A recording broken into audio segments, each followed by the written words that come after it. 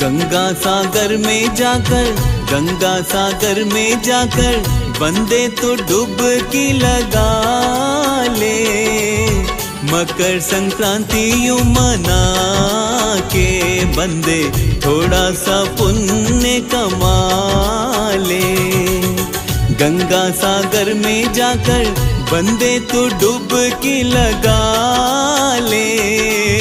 मकर संक्रांति यूं